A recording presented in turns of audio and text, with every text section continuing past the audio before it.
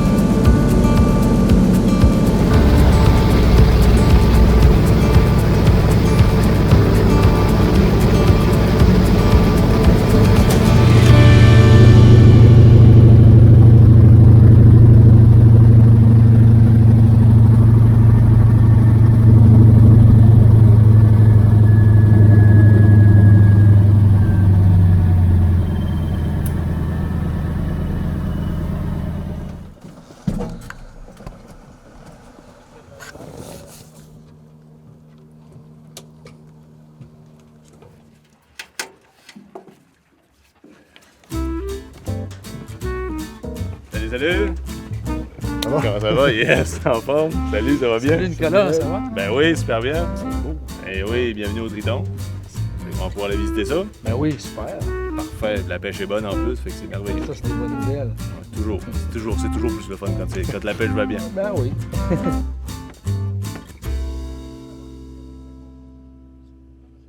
Je vous souhaite la bienvenue à la Seigneurie du Triton.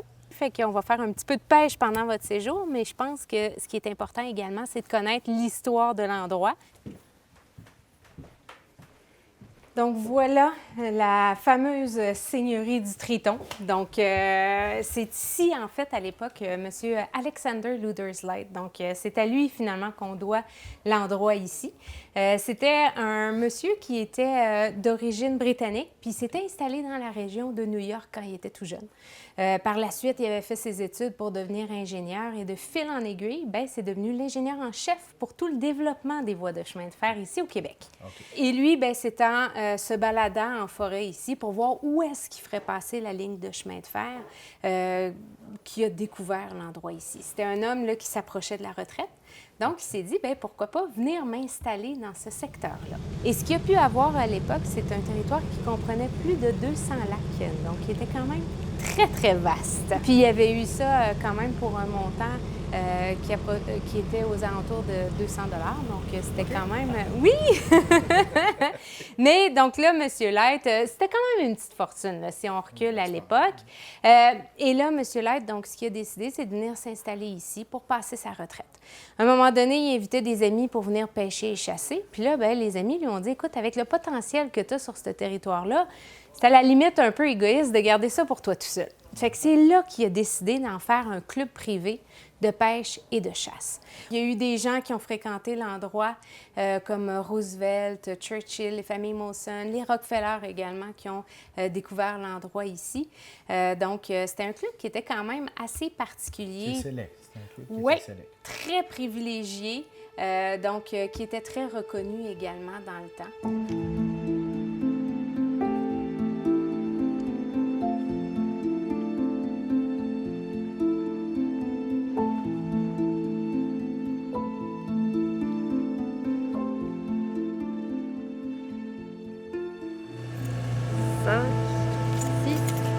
Et 7. Donc un total de 7 truites. Que souhaitez-vous faire avec? Une fumée pour demain matin et 2 tartares pour ce soir. D'accord, c'est parfait. 2 tartares. Donc 2 tartares moins 5, ça vous fait 2 dans le quota.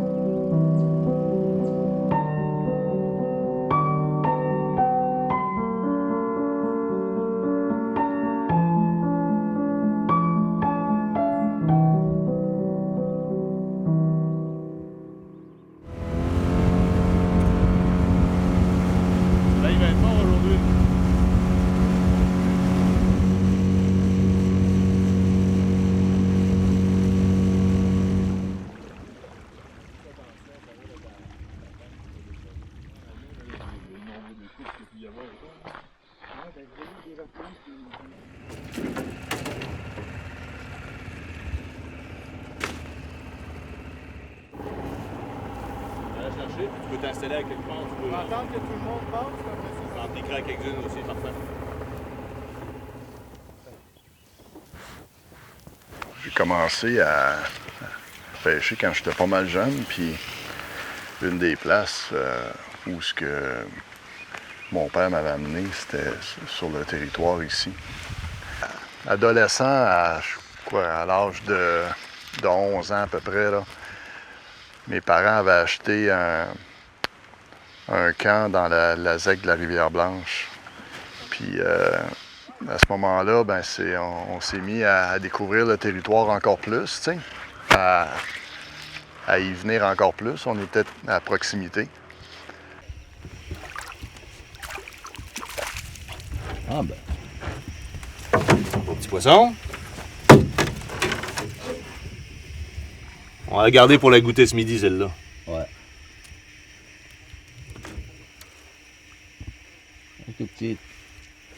dirais à partir de l'âge de 18 ans à peu près. On partait avec nos canots, puis souvent on montait par le train.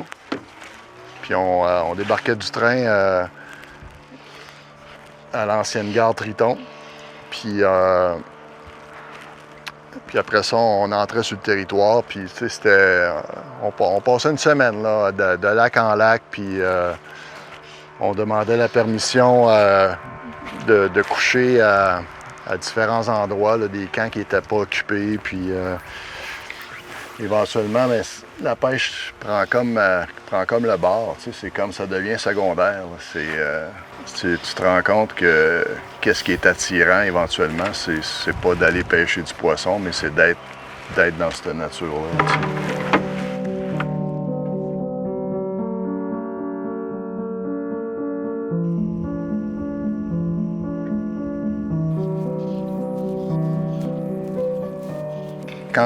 Quand tu es enfant, quand tu es adolescent, on dirait que si tu veux pogner les gros poissons, tu veux être sur un lac où ça mord beaucoup, puis tout. Puis, on dirait que tu n'es pas comme éveillé à ce qu'il y a alentour de toi, tu sais. Puis c'est doucement, là, avec le temps, que tu commences à comprendre que c'est être à la pêche sur un lac, tu sais, c'est sûr qu'il faut que tu sois concentré sur qu'est-ce que tu fais, mais il y a tellement plus, tu sais, comme un matin, là, je veux dire, t'es sur un lac, c'est tranquille, il n'y a même pas de vent, tu sais, les oiseaux, la nature, l'éclosion, puis...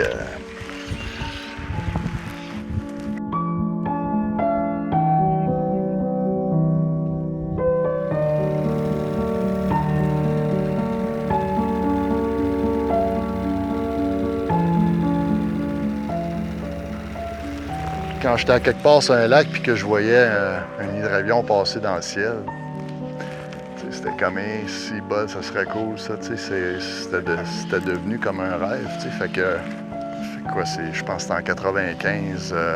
En 95, j'étais pilote, j'avais mon hydravion puis mon camp dans le bois, fait que j'avais une carrière au hockey. J'avais pas mal tout ce que j'avais rêvé d'avoir, là.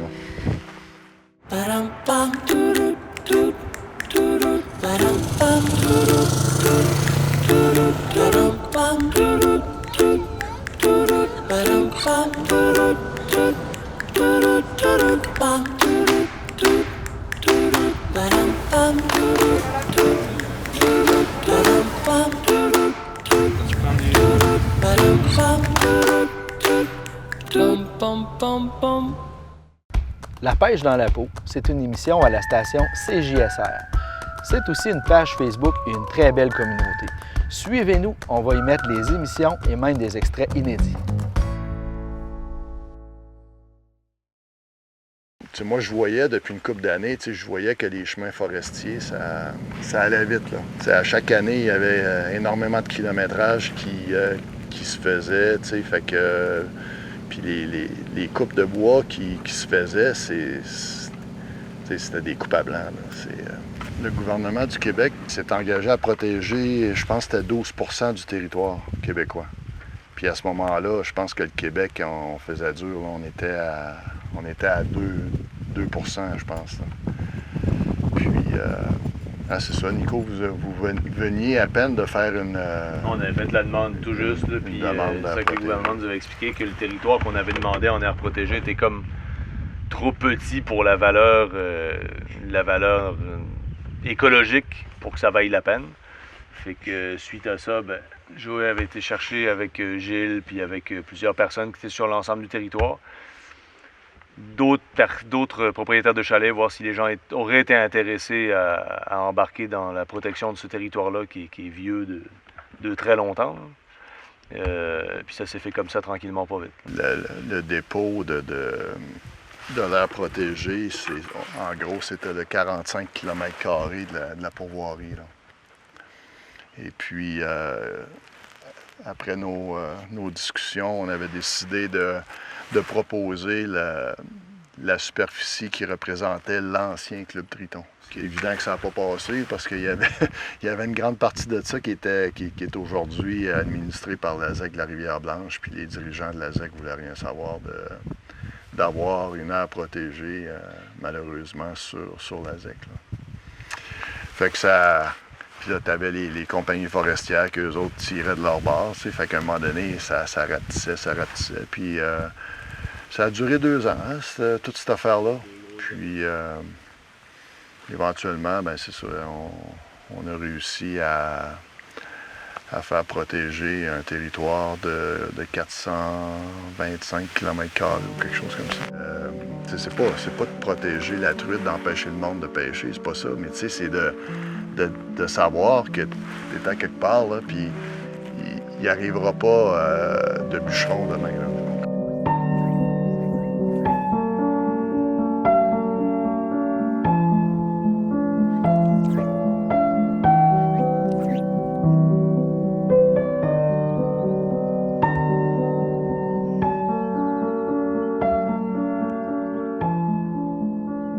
Avec l'aide de chercheurs puis de spécialistes, de professionnels là, qui, dans le domaine de la foresterie, on est arrivé sur des arbres qui, aujourd'hui, ont peut-être 525 ans. Là. Fait que, tu sais, tu fais juste penser à ça. C'est des arbres qui étaient là avant que Champlain arrive. Là, on appelle ça des aires protégées au Québec, mais c'est des réserves de biodiversité où est-ce qu'on va s'assurer de figer le territoire dans le temps. C'est-à-dire que s'il y a un feu qui va se déclarer dans un endroit précis, ça se peut qu'il laisse brûler une partie pour voir comment la nature va se régénérer d'elle-même. S'il y a des chablis, on va les laisser aller pour voir comment la nature va travailler elle-même. Donc, on fige le territoire dans son état naturel pour toujours. Puis à partir de là, on le regarde évoluer, puis on le voit avancer. Et on peut le comparer par rapport à des territoires qui ont été bougés et touchés par l'homme. C'est ça la force et la richesse d'une réserve de biodiversité.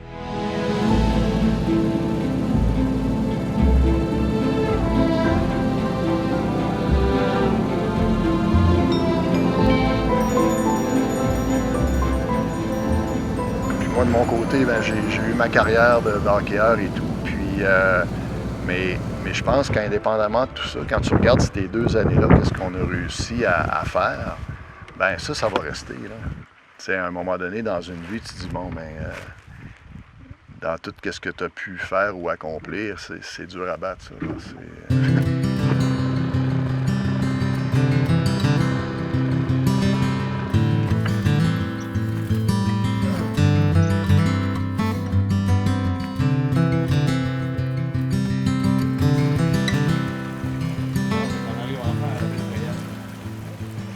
Depuis les 30 dernières années, là, on a une technicienne qui travaille sur le territoire. Donc, toute la physico-chimie des lacs, la gestion des populations, la gestion des frayères, etc., elle l'a étudié au complet. Chacun des lacs a été... Alors, les cartes bathymétriques sont faites, le pH, l'oxygène, la température, autant pendant l'hiver que pendant l'été. Donc, on est capable de connaître nos lacs, ça fait longtemps, puis on les voit évoluer également avec le temps. Puis pour les frayères, bien, pour la gestion des populations, ce qu'on fait, c'est qu'on a retravaillé des frayères depuis les années 1993 en collaboration avec la Fondation de la faune. Donc, tout réaménagé au complet. Puis là, on le voit, il y a beaucoup d'arbustes par-dessus, ce qui est excellent donc, pour la protection pour les oiseaux. Puis ça, c'est des frayères dans l'état naturel qu'on a refait les bordures, ramené un petit peu de roche, ramené du gravier 0,75. Et à l'automne, quand vient le temps, un peu avant la fraye, donc température de l'eau 6-8, elle va pondre, 10-12, elle vient nettoyer sa frayère. Fait que vers 13, 14, 15 degrés Celsius, on vient déjà, nous autres, nettoyer la fraye. Donc, enlever les résidus, enlever les morceaux de bois, les feuilles et compagnie, pour que quand la truite rentre, elle se dit « Wow, c'est un beau 5 étoiles là, pour pondre. Ça va être le fun. » Il y aurait juste à faire un petit nid, puis attendre que la température soit adéquate pour pondre. On a également fait des boîtes, ce qu'on appelle des boîtes vibaires, où est-ce qu'on peut mettre des œufs à l'intérieur qui vont éclore. Ça, on l'a fait aussi. On le fait moins. On préfère ramener des alevins vésiculés ou alevins sur la frayère, qui déjà s'imprègnent de l'odeur de l'endroit, puis qui vont retourner dans le lac. Et à l'automne, on a des meilleurs résultats avec ça. Ils vont revenir plus facilement. Puis ensuite, bien, on a un endroit où est-ce qu'on va capturer des poissons tritons et sauvages, naturels, qu'on amène dans des bassins. On fait des œufs, des alevins avec ça, de la truite, de la truitelle, qu'on ramène. Puis les trophées, les grosses truites, quand ils ont fait 1 an, 2 ans, 3 ans en bassin, qui ont fini leur carrière de reproducteurs, on les ramène finir leur vie dans les lacs ici. Et on essaye de conserver notre espèce la plus naturelle possible. Donc oui, on donne un coup de pouce à leur production, puis il faut le faire, mais de faire uniquement du dépôt-retrait avec des poissons qui ne se reproduisent pas, il n'y aurait pas ou peu d'intérêt. C'est un poisson qui est plus capricieux, qui est plus difficile des fois, qui est sensible aux changements de température, etc., mais qui reste naturel au niveau de la pêche, un petit peu plus sportif, je dirais. Et puis notre truite, on la veut chic, on la veut belle, on la veut en santé, mais on la veut rustique également. Donc on la veut avec la génétique du temps du Club Triton. Je suis sûr que si M. Light arriverait demain matin ici, là, puis qu'il repêcherait, il prendrait une truite qui ressemblerait à celle qu'il prenait en 1893.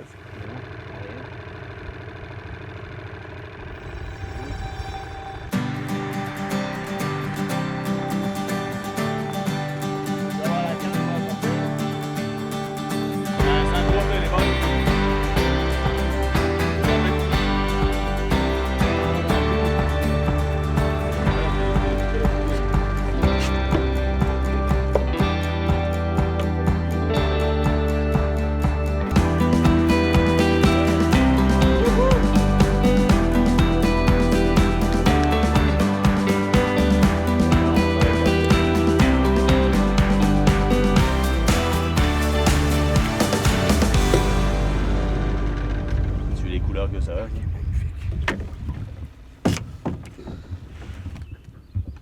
Super. Beau poisson, hein? Puis ça, c'est un poisson qui est de quelle origine? Et, Ça, c'est de la lignée Triton, là. C'est un des géniteurs. Sais-tu, ce que je sais, c'est que c'est pas des géniteurs qui ont été en bassin. Ça, c'est beau, une tache de naissance. C'est pas des géniteurs qui ont été... c'est encore actif, hein?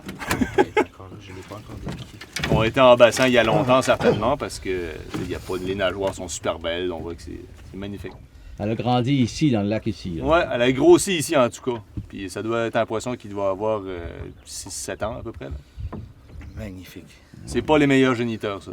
C'est Ok. des poissons qui vont se reproduire, mais la laitance est moins bonne qu'un poisson, mettons, de 13-14 pouces. Là, c'est les meilleurs géniteurs, ceux-là. OK. Ouais, on a déjà eu un petit Starbuck Triton là, qu'on avait envoyé à la pisciculture qui a dû nous faire 30-40 000 truitelles. Là. Fait qu'il est très efficace. OK, un Starbuck. Ouais. Ouais, ça, c'est superbe. Là. Écoute, Puis celle-là, donc, elle serait arrivée ici, dans le lac, à quel âge, là?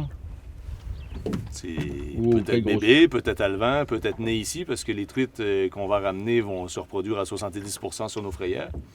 Donc, dur à dire, il faudrait leur mettre des puces pour savoir ce qui se passe avec elles. Ça, c'est la truite typique Triton, là, des grosses bedaines, assez, pas très longues.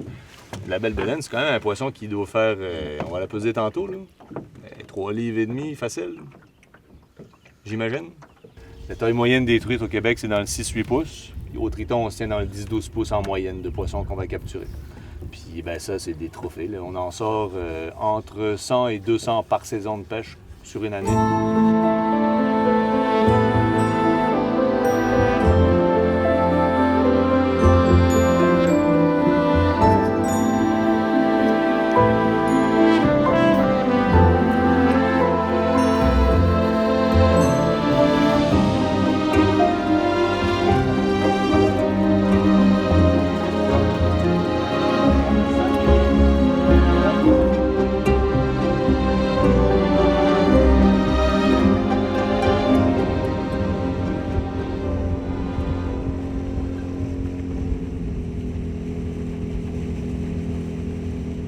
Un beau matin où est-ce qu'il devait être à peu près 6 heures du matin. Il y avait de la brume. C'était vraiment magnifique. Puis mon père est venu me voir parce que j'étais assise là. Puis il me dit qu'est-ce que tu fais? Puis j'ai dit je regarde, c'est vraiment magnifique comme endroit et tout. C'est magique. Puis il a regardé le bâtiment. Puis il dit effectivement, c'est quand même assez majestueux. J'ai dit oui, le bâtiment c'est beau, mais il y a plus que ça. Il y a le lac, il y a l'environnement ici, il y a la nature, il y a le patrimoine, il y a tout ça qui vient nous chercher finalement. Puis donc cette année-là était une année transitoire où est-ce qu'on avait un directeur général qui devait quitter pour des projets personnels. Et c'est là qu'on a pris la décision de venir s'installer ici en famille. Donc on s'était consultés tous les deux et lui avait la mission de convaincre ma mère qui est plutôt une femme de ville et moi je devais convaincre ma sœur puis tout le monde on est venu s'installer ici au final. C'est ici également que j'ai rencontré Nicolas parce qu'il était chef cuisinier à ce moment-là ici au Triton. Donc voilà, fait que c'est comme ça un petit peu que l'histoire s'est déroulée. Il y a eu énormément de changements, donc depuis, on a construit 2 petites auberges également sur le site, agrandi les salles à manger pour pouvoir recevoir tout ce beau monde-là. Mais c'est beaucoup, beaucoup d'entretien. Il faut se dire également que l'accès se fait uniquement par bateau. Donc, les matériaux, il faut les transporter jusqu'ici. Quand on fait des nouvelles constructions, des nouveaux aménagements, donc il y a beaucoup de réflexion à faire pour rester dans le style de l'endroit aussi. Donc, ça, c'est quelque chose qui nous tient vraiment à cœur, là. On veut garder, on veut continuer à développer, mais en gardant l'harmonie des lieux toujours qui est bien importante pour nous. C'était un club privé ici, jusque dans le milieu des années 1970, où le gouvernement a retiré le territoire aux Américains. Mais les Américains possédaient un 4 km² de terrain privé sur lesquels était bâti le bâtiment ici. Tranquillement, ils ont commencé à se désintéresser de l'endroit parce que comme il y a eu ce qu'on appelle le déclubage, malheureusement, il y a beaucoup de gens qui accédaient sur le site, ont surpêché, surchassé, etc. Donc ça, les Américains, ça les a découragés un petit peu parce qu'eux avaient une très belle éthique là, de pêche et de chasse à ce moment-là pour préserver le cheptel et puis la qualité sur place. Donc, il y a eu de moins en moins de visiteurs à partir de ce moment-là. Et il y a eu l'acquisition qui s'est faite par un premier Québécois à ce moment-là. Et puis, l'ouverture ici s'est faite pour la clientèle principalement européenne à ce moment-là. Parce que comme il y avait eu un petit peu d'abus au niveau de la pêche sur le site, c'est pas vraiment le bon moment là, pour ouvrir la pêche. Il fallait, nous, travailler sur ces lacs-là, donc pour aller chercher notre lignée Triton, pour aller aménager nos frayères. Donc, pendant ce temps-là, nous, on s'est spécialisé, même si on était considéré comme une pourvoirie et qu'on avait notre permis de pourvoirie, on s'est spécialisé dans les activités de plein air. Et beaucoup la clientèle européenne qui venait ici pour faire du canot, du kayak, de la randonnée en forêt, découvrir la nature, en apprendre plus sur la faune, la flore québécoise. Donc, tout ce petit côté-là est encore avec nous aujourd'hui.